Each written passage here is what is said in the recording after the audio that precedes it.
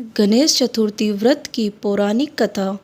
गणेश चतुर्थी व्रत की कथा। श्री गणेश चतुर्थी व्रत की एक और पौराणिक कथा के अनुसार एक समय की बात है कि भगवान विष्णु का विवाह माता लक्ष्मी जी के साथ निश्चित हुआ। विवाह की सभी तैयारी होने लगी।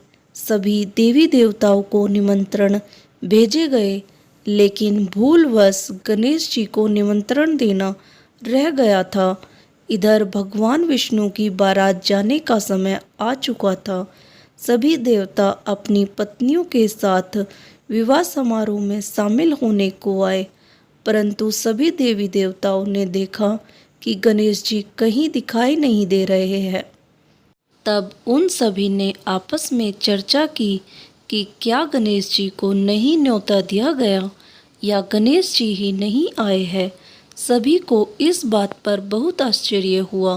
इस बात पर उन सभी ने विष्णु भगवान से ही इसका कारण पूछा। विष्णु भगवान से पूछने पर उन्होंने कहा कि हमने गणेश जी के पिता भोलेनाथ महादेव और माता पार्वती को न्योता भेजा था। यदि गणेश जी अपने पिता के साथ आना चाहते तो आ जाते, अलग से न्योता देने की कोई आवश्यकता भी नहीं थी। दूसरी बात यह है कि उनको खाने में 1.25 मन मूंग, 1.25 मन चावल, 1.25 मन घी और 1.25 मन लड्डू का भोजन चाहिए।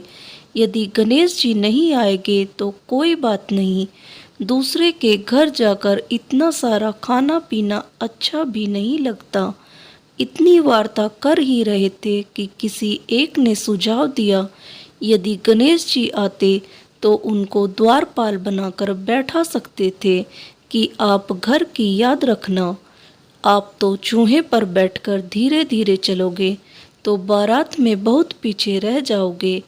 यह सुझाव भी सबको पसंद आ गया, तो फिर विष्णु भगवान ने भी अपनी सहमति दे दी। तब गणेश जी को निमंत्रण देकर आमंत्रित किया और उनको समझा बुझाकर घर की रखवाली करने को बैठा दिया। बारात चल दी। तब नारद जी ने देखा कि गणेश जी तो दरवाजे पर ही बैठे हुए हैं, तो वे गणेश जी के पास गए और रुकने का कारण पूछा।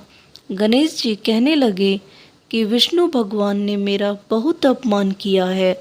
नारद जी ने कहा कि आप अपनी मूषक सेना को आगे भेज दे तो वह रास्ता खोद देगी, जिससे उनके वाहन धरती में धंस जाएंगे।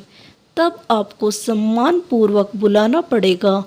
अब तो गणेश जी ने अपनी मूषक सेना को आदेश दिया, जाओ, और सेना ने जमीन पोली कर दी। जब बारात वहां से निकली तो रथों के पहिए धरती में धंसने लगे। लाख कोशिश की परंतु पहिए नहीं निकले। सभी ने अपने अपने उपाय किए, परंतु पहिए तो नहीं निकले, बल्कि जगह जगह से टूटने लगे। किसी की समझ में नहीं आ रहा था कि अब क्या किया जाए। तब तो नारद जी ने आकर कहा, आप लोगों ने गणेश जी का अपमान किया, जिस कारण यह विघ्न आ रहे हैं। यदि उन्हें मनाकर लाया जाए तो आपका कार्य सिद्ध हो सकता है और यह संकट टल सकता है। शंकर भगवान ने अपने दूत नंदी को भेजा और वे गणेश जी को लेकर आए। गणेश जी का आदर सम्मान के साथ पूजन किया गया। फिर रथ के पहिए निकलने लगे और यह संकट टल गया। अब रथ के पहिए निकल तो गए, परंतु वे टूट फूट गए थे, तो उन्हें सुधारे कौन। पास के खेत में एक खाती काम कर रहा था, उसे बुलाया गया। खाती अपना कार्य करने से पहले श्री गणेशाय नमः कहकर गणेश जी की वंदना मन ही मन करने लगा। देखते ही देखते खाती ने सभी पहियों को ठीक कर दिया। तब खाती कहने लगा कि हे देवताओं, आपने सर्वप्रथम गणेश जी को नहीं मनाया होगा और ना ही उनकी पूजन की होगी, इसलिए तो आपके साथ यह संकट आया है। हम तो मूर्ख अज्ञानी हैं, फिर भी पहले गणेश जी को पूजते हैं, उनका ध्यान करते हैं। आप लोग तो देवतागण हैं, फिर भी आप गणेश जी को कैसे भूल गए। अब आप लोग भगवान श्री गणेश जी की जय बोलकर जाए तो आपके सब काम बन जाएंगे और कोई संकट भी नहीं आएगा।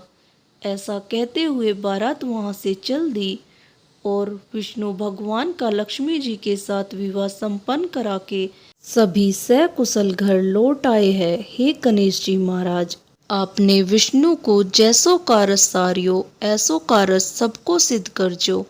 बोलो गजानन भगवान की जय।